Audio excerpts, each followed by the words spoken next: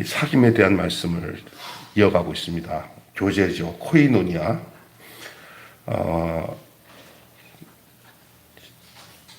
이 사귐은 시작보다도 그 사귐이 계속 지속되기가 더 어렵습니다. 뜨겁게 만나서 시작을 해서 만나가지고 시간이 지나면서 그 처음에 가졌던 마음들이 다 없어지고 오해와 상처만 남기고 깨지는 것들을 많이 봐요.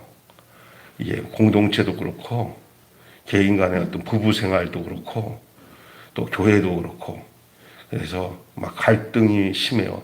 언제 저들이 그렇게 호호하하하면서 정말 뭔가 다 줄 것처럼 그렇게 좋았는데 어느 순간에 그냥 와장창 깨져서 정말 앙금을 남기고 헤어지는 모습들을 우리는 종종 보게 됩니다. 우리의 인생을 살아가는 동안에 우리 안에도 회상해 보면 그런 일이 얼마나 많았습니까? 또한 결정적인 찰나에 그런 아픔들을 가지고 시작은 참 좋았는데 나중에는 정말 다시는 보기도 어려울 정도로 이제는 완전히 남남처럼 완전히 상관없는 사람처럼 사는 사람들이 참 많습니다.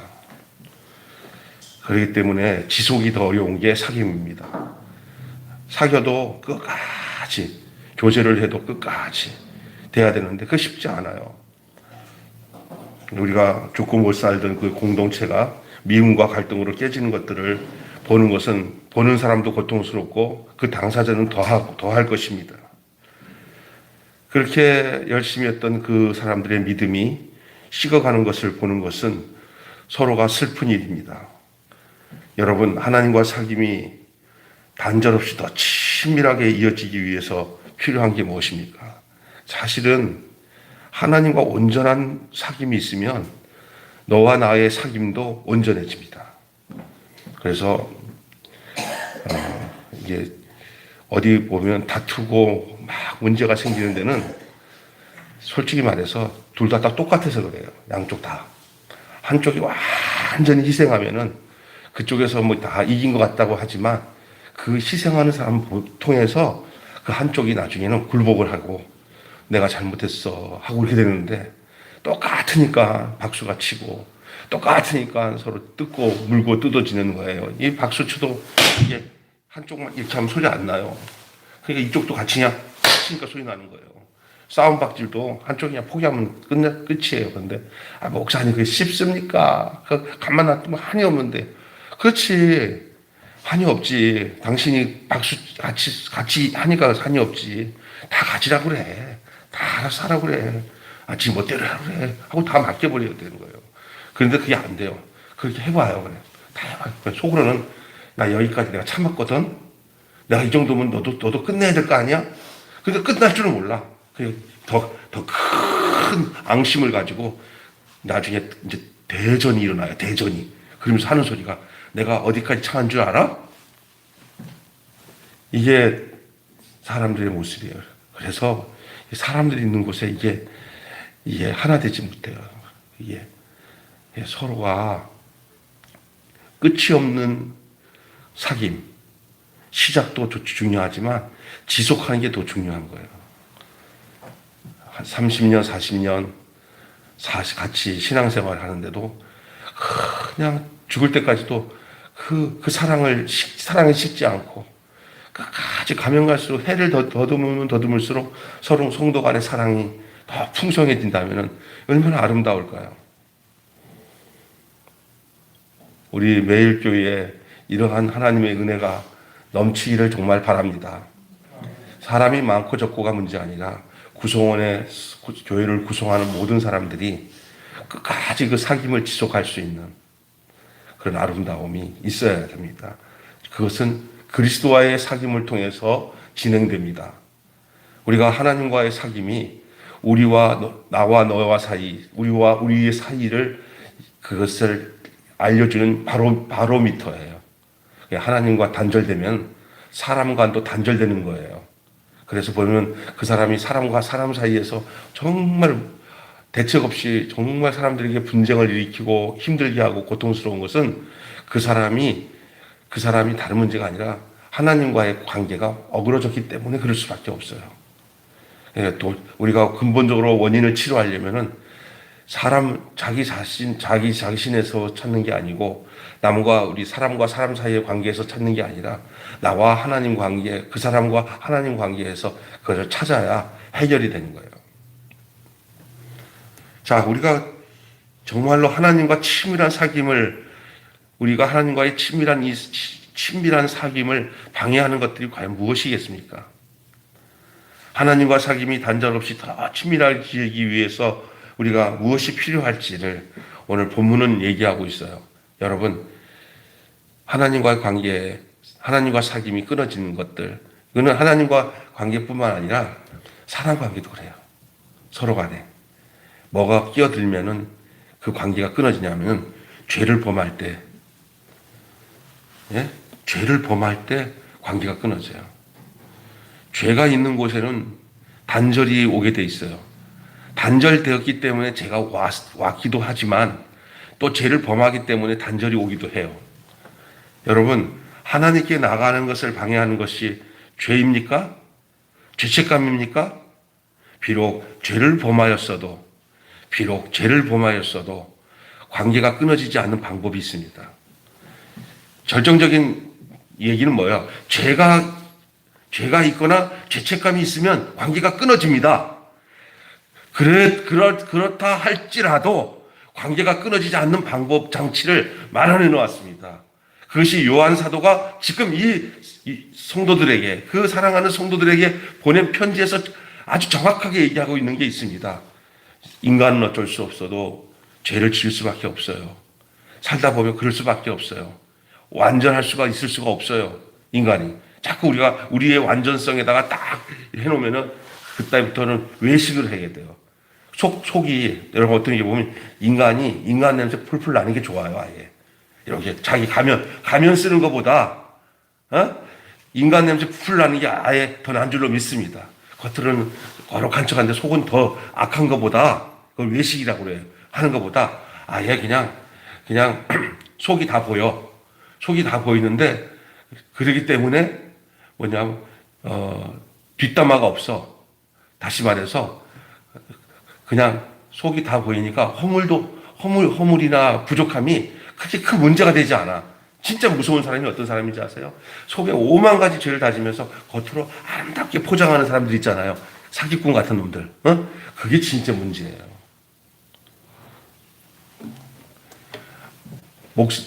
성도들이 제일 원하는 목사가 뭔지 아세요? 설교 잘하는 목사가 아니에요. 속이 다 보이는 목사가 좋은 거예요. 제 얘기하는 거 아닙니다. 네? 속이 다 보이는 게 아니라 좋은 거야, 아예. 저놈의 속에는 뭘 들었는지 모르겠어. 은큼하고. 그럼 다 그래야 돼요. 근데 사람들은 그게 좋은 게 아니에요. 그래서 죄를 범할 수 있어요. 아이고, 목사님도 그래? 목사님 무슨 신인가? 아이고, 장로님이 저래? 장로님 무슨 신이야? 아니요. 믿음 있는 사람이 그래? 믿음 있는 사람이 신이냐? 아니야. 인간이야, 인간. 죄를 짓는다고 인간이기 때문에 죄를 짓는다고 하는 것은 아니에요. 그러나 유약한 인간은 이 땅에 살 때 관계 속에서 서로가 갈등을 느끼고 서로가 막 힘들어하고 하는 일들이 생길 수 있어요. 과정을 겪을 수 있어요. 근데 그럴 때 교제가 끊어진다니까. 저놈의 인간들 보기 싫어서 교회 안 나가. 이렇게 되거든요. 또 자기 스스로도 여러 가지 잘못했으면 내가 무슨 꼴로 그렇게 내 안에 죄가 있는데 그 사람 얼굴만 봐도 내가 미안해서 교회 못 가. 이럴 수 있어요.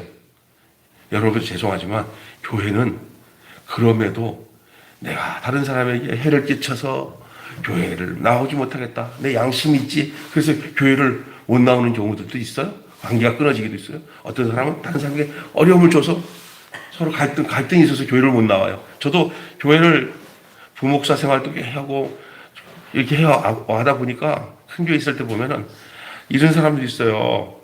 교회는 나와야겠는데 그놈의 인간 마주치기 싫어가지고 다 돈 문제. 그래가지고 그 가족들을 교회 떠나지 않기 위해서 어떻게 했냐? 일부 예배 나오세요. 일부 예배. 3부 예배 마주치지 않도록. 그래서 그분한테도 그놈의 인간 있어? 그거 보기 싫어요. 3부 예배 나오세요. 그래가지고, 예? 그 가족은 무조건 일부 예배 나오고, 삼부 예배 나오고. 그렇게 했던 경우가 있어요. 그런데 너무너무 안타까운 거예요. 그것 때문에 서로 그냥 형님, 동생하고 지내던 사이가 그래서 교회는 떠나지 않게 하기 위해서 만약에 예배가 1부, 3부가 없고 그냥 한 예배가 하나만 있었으면 아마 한 가족은 떠났을 거야. 아유, 정말 지금도 생각해도 골치 아픈 일이에요. 야, 그런데 여러분, 그렇게 해결되는 게 아니에요. 이게 왜 그러냐면요. 우리가 죄를 범하였어도 오늘 본문에는 우리에게 의로우신 대언자가 있다고 얘기했어요. 본문 보세요. 우리에게 의로우신 대언자, 그 예수 그리스도. 우리를 위한 변호자이면서 중보이자인 동시에 세상 모든 죄를 사하기 위해서 화목제물이 되셨다. 화목제물이 되시는 거예요.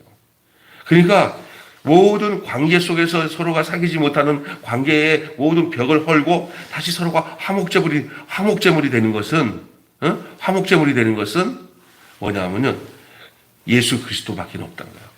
그 사람도 해결을 예수 그리스도로 해결돼야 돼요. 주님 생각하니까 제가 잘못했네요. 이 사람도 주님. 서로 마주 보면 싸워. 그러나 서로 주님 바라보면 화목이 이루어지는 줄 믿습니다. 부부도 그래요. 그래서 결혼 생활에서 서로 마주 보는 사이보다는 서로 한 목적을 향해서 보는 게 나아요. 그게 누구냐?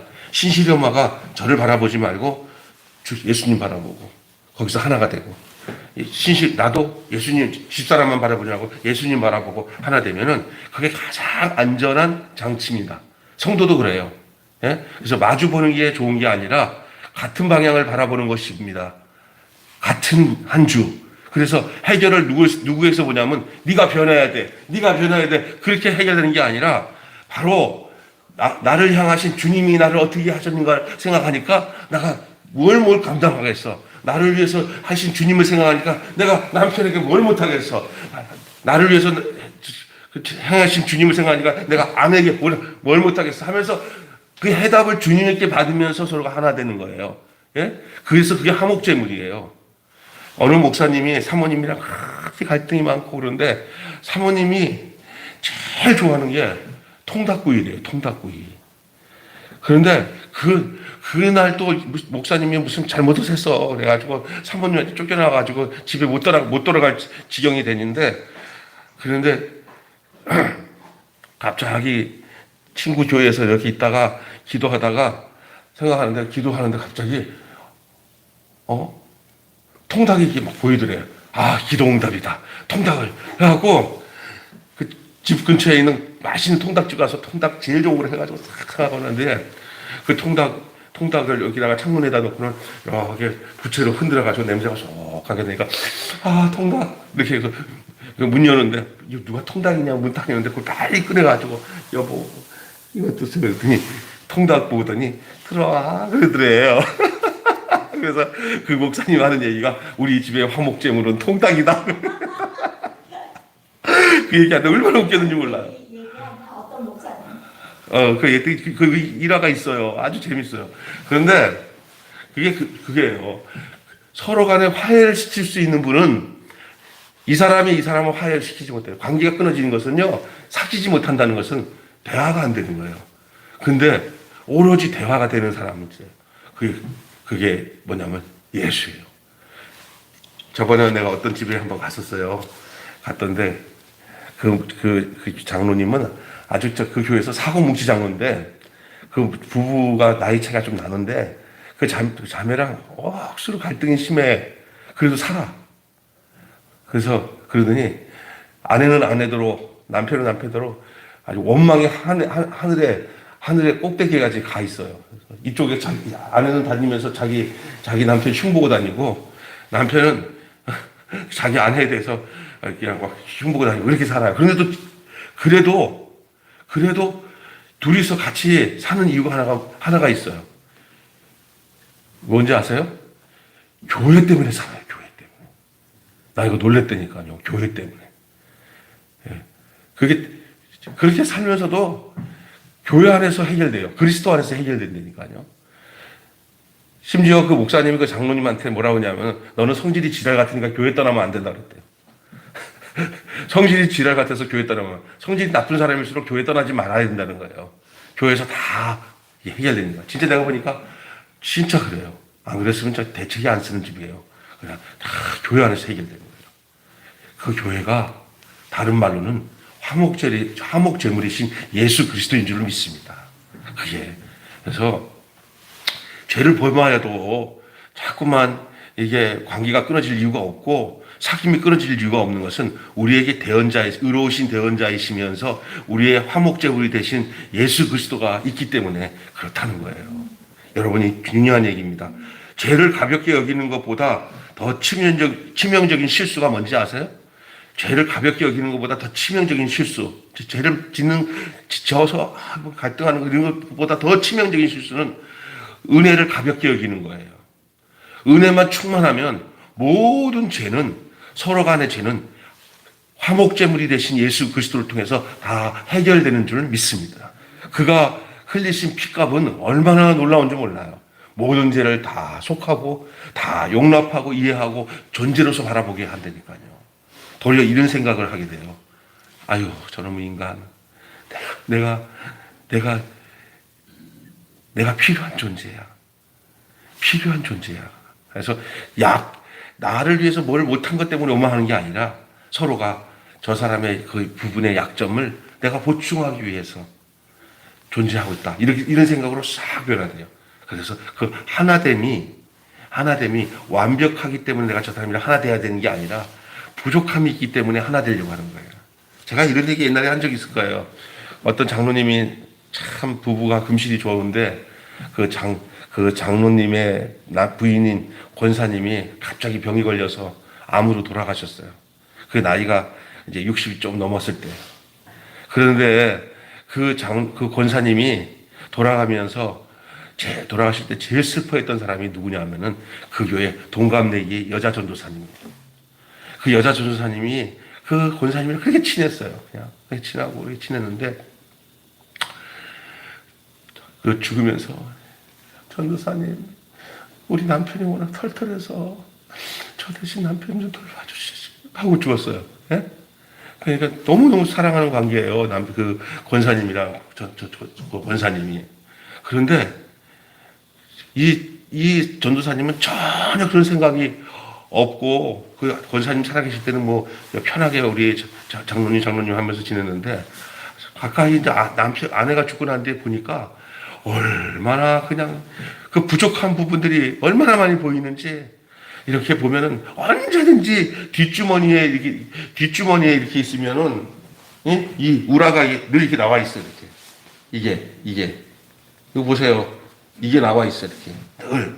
그리고 와이셔츠 같은 것도 언제든지 한쪽이 이렇게 나와 있고 그러면 다른 사람들은 그냥 못 본 척 하는데 그 여전사님은 그 권사님 생각해갖고 우리 남편을 많이 챙겨주세요. 이런 말 나옴 때문에 아이고 막 이러는 거야. 그래서 이렇게 하니 완벽한 사람 같았으면 썸씽이 안 생겼을 텐데 누구야 전도사님이 하도 이게 이제 부족한 게 많으니까 장로님이 그거 챙겨주려고 하다 보니까 이렇게 사모님이랑 목사님이랑 보더니 여보 두 분 잘 어울리지 않아? 이렇게 된 거야. 전혀 전도사님 생각이 없었어요. 단지 하나 부족하니까 내가 채워주려고 하는 거야. 근데 나중에 전도사님한테 왜 장로님 좋아하게 되냐니까 몰라요. 너무 부족한 게 많아가지고요. 제가 옆에서 권사님 대신 있어야 되겠다고 그러다는 거야. 여러분 사귐은요 남의 부족이 내가 채워줘야 할 것으로 여겨질 때 사귐이 계속 지속되는 거예요. 이건 정말 중요한 얘기입니다. 그래서 죄를 범하여도 우리의 동료나 우리의 그 같이 가는 그 지체들이 연약함이 있을 때 바라보는 것이 정죄라기보다는 애달프고 그가 범죄했을 때라도 막 애달프는 마음이야. 어머나 저기 갑자기 내가 넘어진 것 같아. 이러면은 거기서는 다 속하는 거예요. 다 속하는 거예요. 그런데 아이고 얘 소금이다. 아이고 야 어느 누구나 다 죄짓고 다 허물을 칠 수밖에 없는 게 인간이에요. 그러니까 우리가 그런 관계에 있으면 이거 지속이 안 돼요. 그러나 죄를 범하였을지라도 화목제물 대신 의로우신 제사장이신 예수 그리스도가 있기 때문에 우리가 우리의 마음가짐이 어떻게 바뀌냐? 그 연약한 자의 부족함이 내 부족으로 느끼고 내가 다 담당해야 할 것으로 여겨진다는 거예요. 이것은 율법적인 사고와 지식적인 사고를 가지고서는 전혀 이해 안 되지만 생명적인 존재와 그 은혜를 가지면 이게 무슨 뜻인지 알아요. 그리고 이게 우리의 삶 자체가 돼야 돼요. 교회의 아름다움이 뭡니까? 화려한 건물입니까? 뭐 품위 있는 사람들이 모여서 품위 있게 행동하는 것입니까? 전혀 아닙니다. 허물 많은 사람들이 전부 용납되어지고 부족한 사람들을 향해서 저 부족을 내가 함께 담당하기 위해서 있는 사람들이라고 생각하면서 생명적 존재로 받아들이는 이 관계 속에 누가 계신지 아세요? 이렇게 되어질 수 있으려면 누가 계셔야 되냐면 나를 위해서 십자가에서 피 흘려 죽으신 그 예수 그리스도가 화목제물로서 그 공동체 안에 그 관계 속에 계시면 이게 가능한 거예요. 그러나 사람으로서 절대 안 됩니다. 인간 지식으로는 절대 안 됩니다. 오늘 죄를 범하였어도 우리가 그 은혜 안에서 이 모든 것을 감당하게 된다는 사실을 우리가 하나님과 친밀한 관계를 갖기 위해서 우리가 뭐가 필요하냐? 바로 이거죠. 우리의 의로우신 대제사장이며 화목제물이신 예수 그리스도가 우리 안에 계시기에 우리의 허물과 죄를 서로 간에 그 앙금이나 그 반목할 수 있는 모든 것들이 싹 눈이 바뀌고 사람을 보는 눈이 바뀌고 대하는 태도가 바뀌어지는 이 역사는 사람에게서 난 게 아니라 나를 위해서 십자가에서 죽으신 예수 그리스도가 주시는 은혜 속에 가능한 줄로 믿습니다. 각자 그 예수 그리스도를 생명의 구주로 모시고 그렇게 살면서 사람을 보는 태도와 삶이 내 지식이 아니라 나를 구원해 주신 대속하신 주님의 그 은혜 속에서 용납하며 바라볼 수 있는 그 아름다움이 있을 때 죄를 범하였을지라도 괜찮습니다. 그게 내 죄로 여겨지고 또 주님 안에서 다 해결되어질 죄라고 주님 안에서는 해결되지 못할 죄가 없어요. 다 해결돼요. 그걸 서로가 아는 거예요. 그러니까 용서가 풍부한 거예요. 그 용납함이 풍부한 거예요.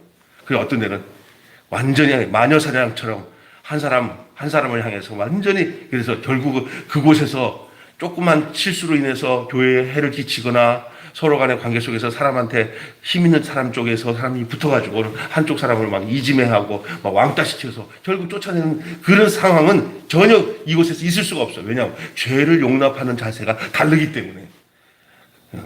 죄를 바라보며 죄인들 가운데서 다루어지는 것들이 달라져요.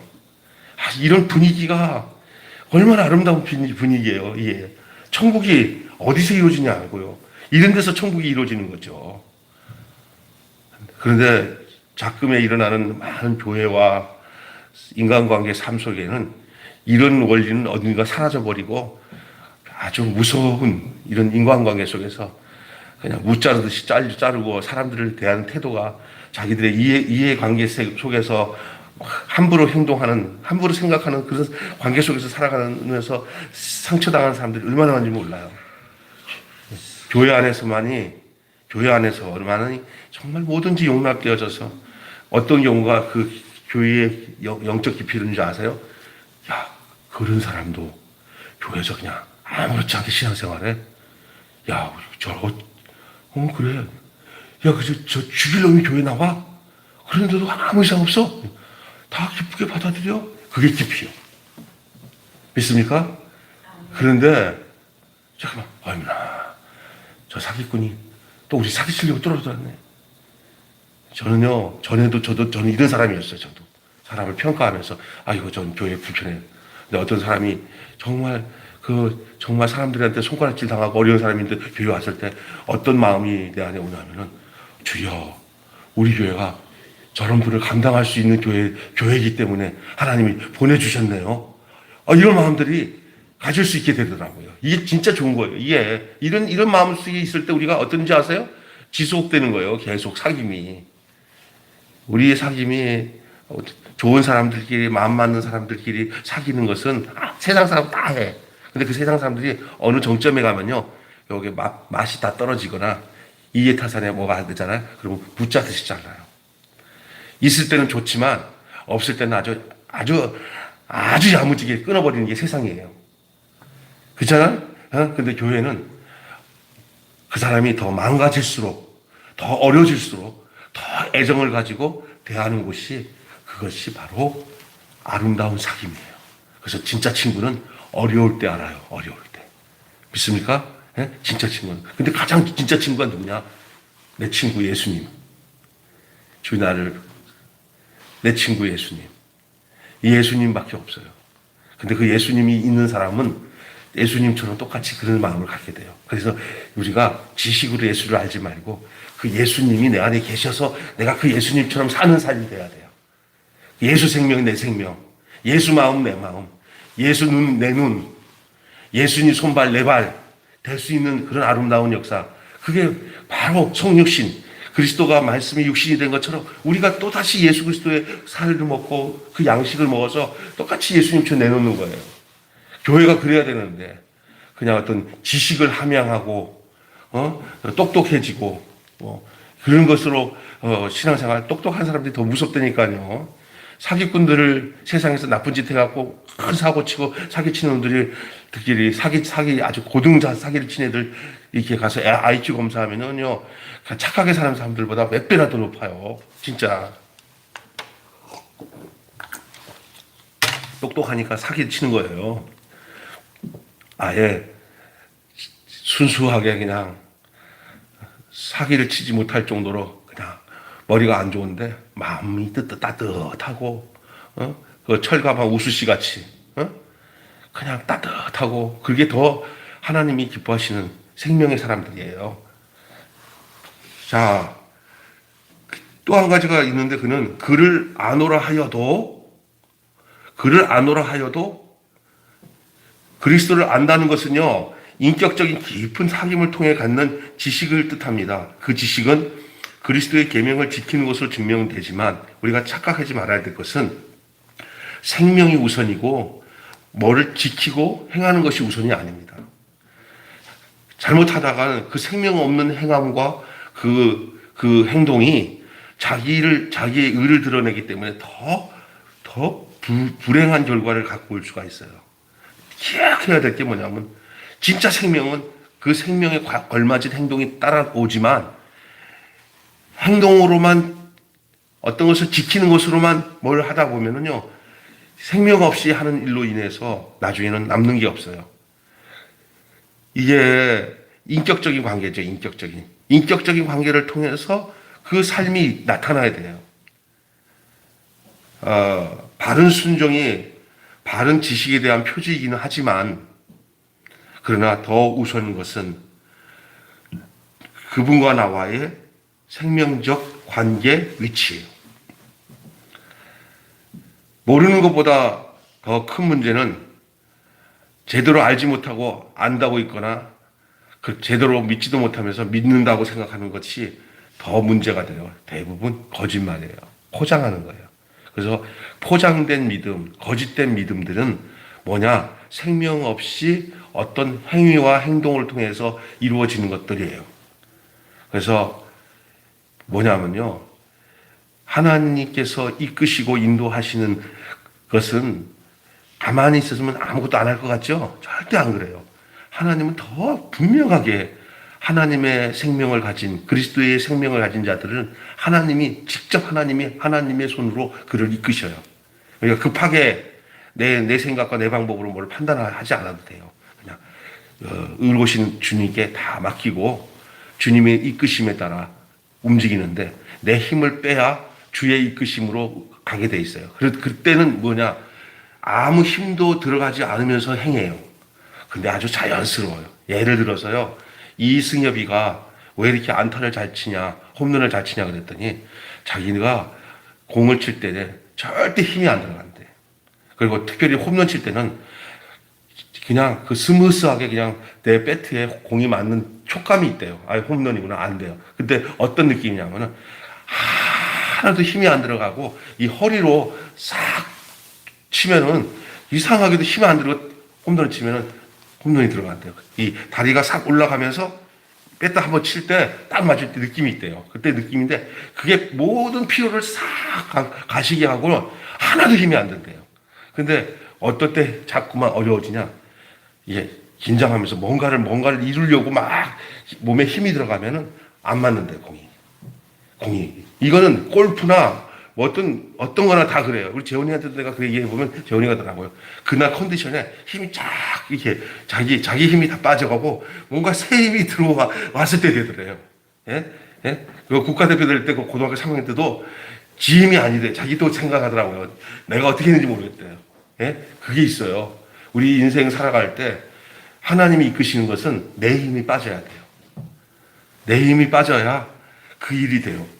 이 말은 거꾸로 내가 안다고 하면 모르는 거고 모른다고 하는 것이 아는 거예요. 그래서 거짓말로 모르면서 아는 체 하지 말고 그냥 모르면 모른다고 그러고 안 봤으면 안 봤다고 그래야 돼요. 어떤 목사님은 천국에 대한 얘기를 하니까 나 천국 몰라. 안 가봐서. 이렇게 대답하니까 성도들이 좋아하더래요. 근데 지도 안 가본 천국을 막 여러 가지로 막 표현한다고 그래요. 뭐 왜냐하면 잘못하면 아니 맞을 수도 있어요. 뭐 꿈꾸다가 천국 볼 수도 있고 죽었다가 그거 보고 와서 얘기를 할 수 있는데 그렇게 얘기하는 사람들을 뭐라고 안 해요. 그럴 수 있는데 자기가 며칠 동안 죽었다가 왔는데 자기는 아무것도 없었대요. 깜깜하더래요. 그러면 대시 돌아가고 천국에 있다 그렇게 얘기하면 성도들이 와 목사님 이럴 것 같은 유혹이 오더래요. 예? 거짓말하면 아주 그냥 근데 아니 그냥 죽었는데 아무것도 없어 그냥 깜깜해 그러더래요. 예? 그게 더 솔직한 거예요. 자꾸만 내가 경험하지 못한 것들을 성경에 그대로 있으니까 그냥 믿으라고 하는 것도 굉장히 위험하다는 거예요. 이에 그냥 있는 그대로 하나하나 나를 위해서 죽으시고 나를 위해서 대속물이 되신 예수 그리스도 안에서 내가 예수 안에서 산다는 거 하나. 나는 전에는 내가 어둠이었는데 지금은 내 심령과 내 삶이 빛 가운데 행한다는 거 하나. 이거 하나 붙잡고 가면 돼요. 믿습니까? 더 이상 뭐 거기에 연연할 필요가 없어요. 그를 아노라 하여도 이렇게 얘기하는데 여러분 나에 대해 다 아는 것처럼 말하는 이로부터 받는 오해가 친밀한 사귐을 방해하곤 하는 거예요. 그래서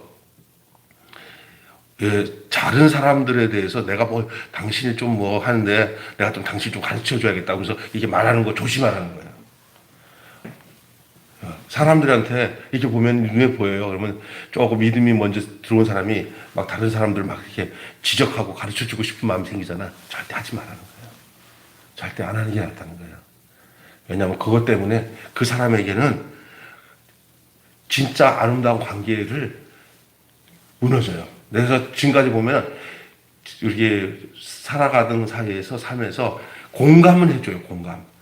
하는데 내가 그 사람과 친밀한 사귐이 계속되려면은 잔소리 많이 하면은 사실 아는 거 좀 있다고 자꾸 가르치면은 그 사람 친밀한 관계를 못 갖게 돼요. 그리고 그 사람에게 많은 오해가 그 친밀한 관계 사귐을 방해하게 하는 오해를 갖게 되는 거예요.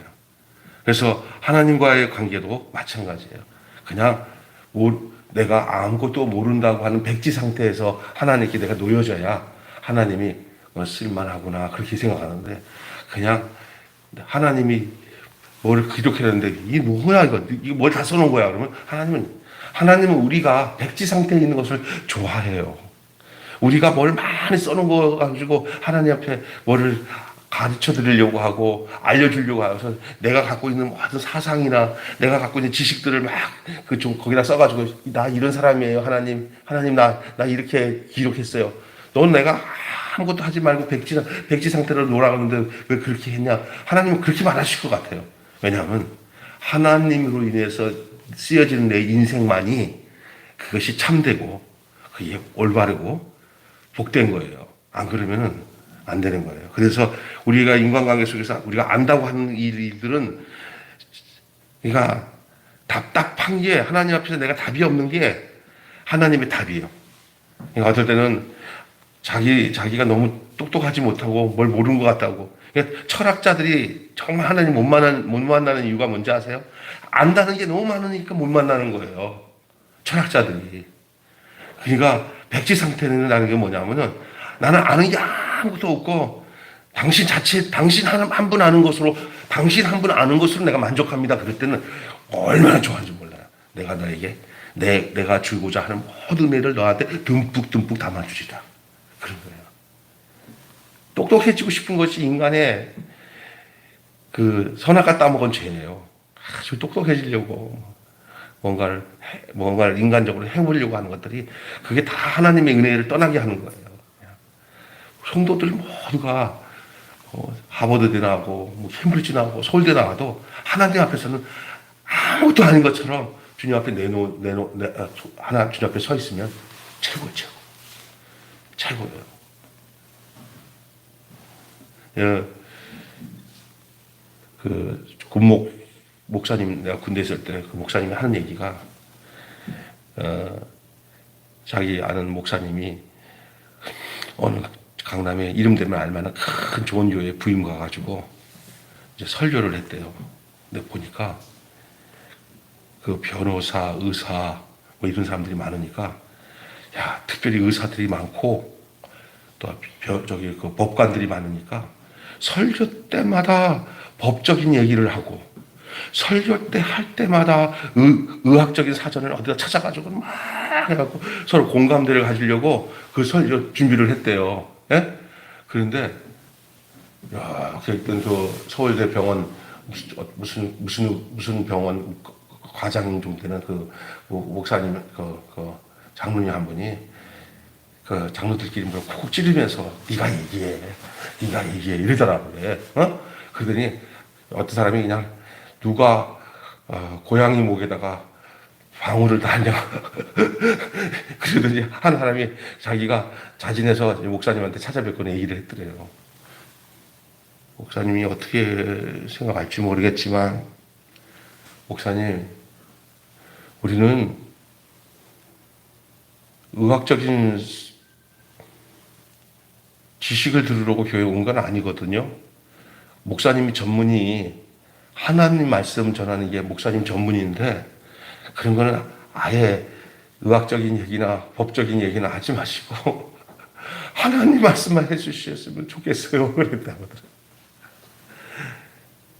괜히 모르면서 아는 것 좀 해가지고 깨춤추면은 그런 소리 듣는 거예요. 그러니까 그다음부터 그 목사님이 절대 성경 말씀으로만 하나님 말씀 전하고 그 사람들이 뭐 의학적인 게 있으니까 그거를 이게 적용을 안 했다. 그 얘기를 하셨어요. 본인 얘기라고 하면서 우리 목사님들에 대해서 그 얘기를 하셨어요. 나중에는 그분이더라고. 그 목사님이 얘기하신 분이 저보다 저 얘기 군목 목사님한테 들었던데 그분이더라고. 나중에 보니까 그런 얘기를 하는 거야 우리한테. 그게 뭐냐, 어설프게 많이 아는 것 같고 지식 가지고 이렇게 하면은 사람 벌써 담을 쌓아요. 그렇게 오래 갔어 봐요. 그러면 의사 선생님들이 아이고 저거 10년 전에 이야기를 꺼내가지고 요즘에 의학적인 건 그런 게 아닌데 문제만 생겨요. 그거 딱 안 하고 그냥 성경 말씀을 딱 전하면 그래서 영원히 그것은 그 사람들의 전문이잖아요. 목사가 왜 그 의학적인 그걸 거론해요? 그러면 당하는 거예요. 마찬가지예요. 이걸 왜 제가 얘기한지 아세요? 하나님이 우리 생명에 대한 전문이에요. 그러니까 우리가 이 살아가는 동안에 안다고 하지 말고 그 하나님과 관계 속에서 그 부분만 하나님이 하실 영역을 내가 뺏어가지고 해보세요. 하나님이 다 해봐라. 우리가 하는 일들은 하나님 앞에서 이게 비춰보면 정말 문제가 많아요. 하나도 안 돼. 그냥 가만히 있으면 하나님이 너 지식이다. 옛날에 이런 말 하잖아요. 가만히 있으면 뭐 한다고요? 본전 차린다고 그러잖아요. 그거 본전도 더 돼요. 우리는 가만히 있으면요. 그분의 거가 다 내 거가 돼요. 그게 성경 원리예요. 우리가 정말 가만히 있어야 돼요. 정말. 하나님이 하시도록 가만히 있으면 돼요. 대부분 하나님이 사인도 안 하는데 내가 먼저 움직일 때 문제가 생겨요. 그래서 주님이 이끄시는 대로 그게 제대로 아는 거예요. 모르고 있으면 당연한 거죠. 하나님 관계 마찬가지입니다. 또 오늘 본문에 보니까 빛 가운데 있다 하여도라는 말이 나오는데 여러분 서로 사랑하라는 계명은 옛 계명인 동시에 새 계명이에요. 구약에서부터 이어져 온 계명이니까 옛 계명이기도 하지만 또한 참빛이신 그리스도를 통해서 완성되었으니 새 계명이에요. 그래서 옛 계명과 새 계명이 서로가 하나도 다를 거 없는 것이 그게 뭔지 아세요? 하나님 안에서 형제가 서로 사랑하는 사랑, 이 새 계명, 사랑이 구약의 전체 흐르는 언약 관계 속에 있는 구약의 계명도 결국은 사랑이요. 신약의 예수 그리스도로 말미암아 우리에게 새 언약으로 주어진 그 새 계명도 사랑이에요. 그러니 해답이 사랑이에요, 사랑. 그게 뭐냐? 그 사랑은 그 사람으로 하여금 광명한 빛 가운데로 걷도록 해요. 어둠에 있지 않게 해요. 그래서 사랑은 빛이라고 하는 거예요. 사랑의 빛. 많은 성경 공부 좋아요. 교회 봉사하는 것도 좋아요. 성경 공부하고 교회 봉사하는 것 한때는 굉장히 그것을 제대로 안 하면 꼭 망하는 것처럼 생각을 했어요. 오늘도 그렇게 생각하는 사람들 많더라고요. 성경 공부를 못해서 큰일이다. 아이고 교회 봉사를 못해서 큰일이다. 교회 봉사, 성경 공부 2차야 2차. 먼저 이루어질 게 뭔지 아세요? 그리스도와의 사귐, 하나님과의 사귐, 생명을 가진 존재, 그 사람, 예수 안에서 원하는 그 사람, 그게 더 되지도 않은 상태에서 성경 공부 백날 한다고 죽은 사람 죽은 인형에다가 음식 집어넣는 거 똑같은 거예요. 살아있는 곳에 성경 말씀이 중요한 거예요. 그러니까 뭐가 뭐서냐?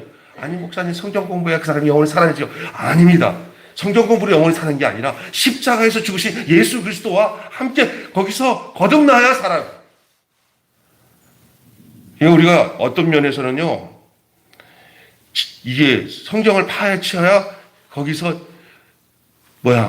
그 지식을 많이 얻어야 내가 거듭난다고 생각하는 착각에 빠져서 그래서 1단계, 2단계, 3단계 성경 공부를 시켜가지고 대급장 주는 거예요. 너는 하사관급, 너는 장교급. 이렇게 되면 망합니다.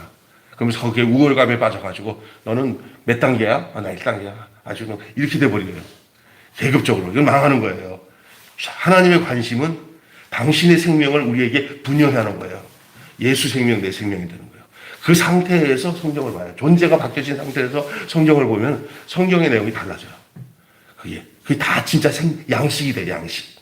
에너지가 돼요. 힘이 돼요. 그런데 존재가 힘이에요. 내가 내 안에 예수 생명이 있는지 없는지도 몰라. 그렇다면 그게 안 되는 거예요. 우선순위가 그리스도 안에서 그 생명으로 하나 돼서 연합돼서 내 안에 그 생명 존재가 이루어지는 일이 중요한 거예요. 이거를 다른 말로는 구원의 확신이다. 영생을 얻다. 요한일서 이제 5장에 보면 이게 나와요. 내가 너희에게 이것을 쓴 것은 너희에게 영생이 있음을 알게 하려 하노라 그랬어요. 성경이 쓰여진 이유는 우리가 영생을 얻었다는 것을 알게 하기 위해서 있는 거지 성경에서 영생을 얻는 건 아니고 이런 얘기 했잖아요. 너희가 영생을 얻기 위해서 성경을 상고하거니와 이 성경은 나에 대하여 기록된 것이나 그러나 너희가 나에게 오지 아니하는도다. 그러니까 영생은 예수님께 가서 예수님을 만나는 데서부터 영생이지 성경을 상고하는데도 불구하고 그 예수님에 대해 쓰여진 성경을 보면서도 예수님 영접하지 못했던 사람들이 누군지 알아요? 동방 박사들이 헤롯이 불러가서 갔어요. 그랬더니 헤롯이 뭐라고 하냐면은 야 유대 메시아가 어디서 나는지 알아봐라. 서기관들 성경학자들 다 와가지고 이거 베들레헴입니다. 다 알아. 그랬으면 자기들이 성경을 확인했으면은 자기들이 누구 따라가야 돼? 동방 박사 따라가서 엎드려야 되잖아. 그건 그거고 이건 이거야. 이건 아닙니다. 이건 아니지. 요즘에 유행어가 뭔지 알아요? 이건 아니지. 이건 아니에요. 그러니까 웃기는 거죠. 성경에 얼마나 해박합니까, 서기관이? 그 성경 지식으로 예수님이 어디서 나고. 그러니까 오직 가면은 그냥 아무것도 모르고 온 동방 박사가 그들에게 물어보면서 베들레헴이냐고 하고 갔어. 지들이 더 잘 알아. 그런데 진짜 경배하고 예수님을 모셔드리고 행동을 옮긴 사람은 누구냐고 동방 박사야. 그게 희한한 거잖아. 그러니까 그 예수님 말씀하신 게 맞아. 참빛, 세상에 오늘 빛이 있었는데 사람들이 영접하지 않았으나 영접하는 자, 자기 백성들이 영접하지 않았으나 그러나 영접하는 자, 그 이름을 믿는 자는 하나님의 자녀가 되는 권세를 주신다고 그랬어요. 여기 기가 막힌 거예요, 이게. 이거 스스로 빛 가운데 있다 하더라도 그게 무슨 빛인지 알아야 되는 거예요. 형제를 미워하고 그 생명이 없는 상태에서 그냥 자기가 만들어 놓은 어떤 빛이라고 생각하는 데서 머물러 있으면 그 빛이 아니에요. 그는요. 참빛이 그리스도를 통해서 완성되는 이 세 계명. 그건 그리스도로 말미암아 온 빛 가운데 걸어가는 계명이에요. 계명. 그러니까 의문에 속한 어떤 지식이 아니에요. 생명의 빛이에요. 생명의 빛. 그 빛. 많은 성경 공부, 기도 생활, 이렇게 하지만은 그것을 위해서 그것을 하면 안 된다는 거예요. 성경 공부를 위해서 성경 공부를 하면 안 되고, 기도를 위해서 기도를 해서도 안 되고, 그 모든 것의 근본은, 그 출처는 그리스도로부터 시작돼야 돼요. 그 생명으로부터 시작이 돼야 돼요. 우리가 1차적으로 내가 예수 그리스도와 하나가 되어 그 안에서 그 예수 그리스도가 원하는 그 사람, 예수님이 나를 인자라고 했잖아요. 사람의 아들이라고 했잖아요. 우리가 그 자리를 가야 돼요. 그 자리. 그래서 이 한국 교회나 지금 세계 교회나 모든가 2000년 동안에 뭐로 갔냐면요. 예수가 신이다라고 하는 대로 가서 이런 폐단이 온 거예요. 예수님이 아무것도 할 수 없는 연약한 인간이라는 버려진 돌이에요. 그게 사람의 복음, 예수님이 사람들 그곳에서 우리가 구속을 얻게 되고 그 예수님이 죽은 육신 그 육체 속에서 우리가 사람 되는 두 번째 아담 안에 포함될 수 있는 길이 거기 있어요. 근데 지금도 그거는 그냥 학문적으로는 그냥 그럴 수도 있지 하지만 그 자리에서 살아난 사람이 없어요, 별로. 내가 보니까. 그러니까 결국 뭐가 나온지 알아요? 선악과 오는 것들로 가는 것은 뭐냐면 계속 권력 다툼, 욕심, 이걸로 가요. 그쪽에서 글로 갈 수밖에 없어, 지식의 세계에서는. 다 옳고 그런 거에 싸우고 그래요. 그런데 아무것도 할 수 없는 죽을 수밖에 없는 인간의 그 속에 우리가 연합되면은 그게 하나님의 지혜요, 하나님의 비밀이에요. 십자가의 도가 멸망하는 자들, 지혜 있다는 자들에게는 자기 스스로 지혜 있다는 자들에게는 미련한 것이고 구원을 얻는 우리에게는 하나님의 능력이라고 그랬어요. 은혜고. 그래서 바울이 이것을 알고는 자기의 모든 세상에 있는 모든 것들을 다 버려 분토처럼 여긴다 그랬어요. 그리스도를 얻기 위해서. 그게 바울이 본 바로 사람의 자리에서 버림받은 예수 속에서 구속이 있는 거예요. 우리가 어디에다가 우리가 플러스에 돼야 되냐? 능력 있는 예수, 군마탄 예수, 백마탄 예수, 화려한 예수, 금강석 예수, 다이아몬드 예수, 거기서는 주님 못 만나요. 결국은 주님 가신 길이 아니에요. 우리가 어디서 예수님을 만나냐? 완전히 화산재 같이 아무것도 없는 재덩어리 같은 세상에서 아무도 찾을 수 없는 그 완전한 사람 된 거기에 우리가 연합이 될 때 그것이 바로 둘째 아담과 연합되는 장소고 거기에서 우리가 하나님 원하시는 그 사람의 위치에서 하나님이 찾아오는 거예요. 어떤 사람에게 찾아오냐? 사람에게 찾아와요. 하나님은 사람이 필요해요. 근데 어떤 사람을 필요하냐? 아무것도 할 수 없는 모세 같은 사람, 아무것도 할 수 없는 아브라함 같은 사람에게 하나님이 찾아오시는 줄 믿습니다. 근데 이게 진짜 복음인데 매력이 없어. 불 받아라! 능력 받아라! 막 영시 하고 막 그냥 하고 이 세상에서 화려하게 해서 뭔가 북적북적거리면 거기서 뭔가 있는 줄 알고 살아왔어요. 근데 거기서는 사람이 안 변합니다. 거기서는 생명을 얻을 수가 없습니다. 왜냐하면 예수님이 그렇게 인생을 살지 않으셨어요. 예수님이 어떻게 살으셨어요? 다 가면 갈수록 점점 제자들의 눈에는 미치는 거예요. 막 예수님을 때려 죽이고 싶은 마음도 있었을 거예요. 쏘갔다. 사기꾼이다. 자기들의 생각과 달랐거든요. 근데 그게 하나님의 지혜예요. 그래야 위치가 이동시킬 수가 있어요. 처음 형상과 모양의 위치로 이동시킬 수가 있는 것이 예수님이 사람으로 완전히 죽어서 우리가 거기서 연합될 수 있는 건데 사람들 죽자 사자 예수님과 연합 안 하려고 그래. 매력이 없으니까. 진짜. 근데 그게 하나님의 지혜거든요. 그럴 때 우리가 안식을 얻어요. 세상의 욕심 다 버리고 주님 안에서 하나님 이렇게 예수님을 보내셔서 제가 여기서 진짜 아무것도 할 수 없는 존재지만은 그 생명으로 편안함을 누릴 수 있습니다. 이렇게 고백할 수가 있는 거죠. 여러분, 이런 관계 속에서의 사귐은 그 사실, 그 비밀, 그 존재에서 있게 되면요, 여기는 뭔가 요구하는 게 없어요. 그냥 그 존재를 다 사랑하게 돼 있어요. 다 사랑하게 돼 있어요. 그게 이제 교회의 차원이 달라져요. 교회의 차원이. 이렇게 서로가 이것이 딱 얘기가 되고 통하게 되잖아요. 그 성도들 하나하나가 이 놀라운 역사가 일어나요. 막 그냥 그 말하는 게 달라요. 그래서 뭐를 가르쳐야 되고, 뭐를 이렇게 자꾸만 뭐 양육하고 교육시켜야 그 사람이 된다고 해서 내가 저 사람 잘 양육시켜서 좋은 성도 되겠다. 그렇게 성도 돼가지고 교회 사람으로서 기능적으로 하는 것은 잘 발전될 수 있어도요, 거듭나는 장소는 십자가밖에 없어요. 성경 공부 가르치다가 이제 십자가 성경 공부 하다가 거듭나는 경우도 있겠지만, 어떻든 장소는 어떤 뭐를 행하고 그 사람을 뭔가를 주의시켜서 된다고 생각하는 건 착각이고요. 뭐냐면 전하는 자나 듣는 자 모두가 그리스도 안에 있을 때 진정한 코이노니아, 사귐, 그리고 교제, 그리고 성숙의 역사, 그게 다 거기서 나타나는 줄로 있습니다. 이래야 희망이 있습니다. 가장 희망 없는 것 같은 곳에서 희망이 있는 거예요. 그냥 인간적으로 희망이다 싶은 것들이 다 절망입니다. 두려워 마십시오. 그냥 하나님이 원하시는 그 위치에서, 하나님이 원하는 그 근원에서 시작하면은 겁날 것 하나도 없어요.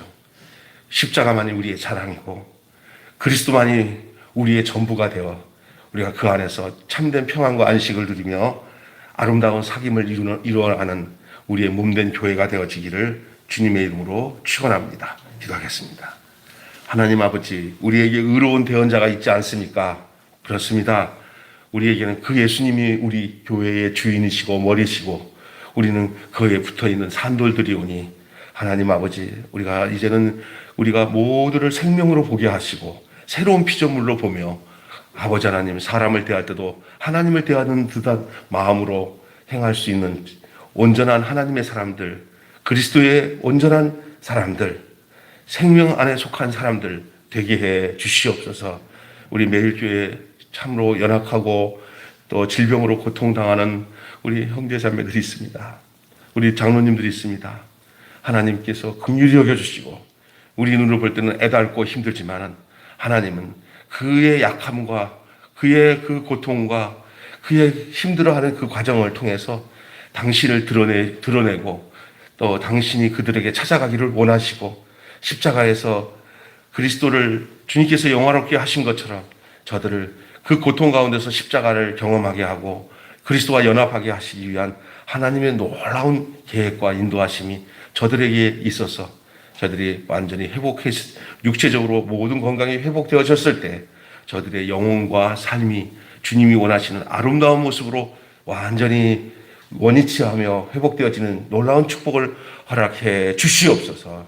우리 주 예수님의 이름으로 기도하옵나이다.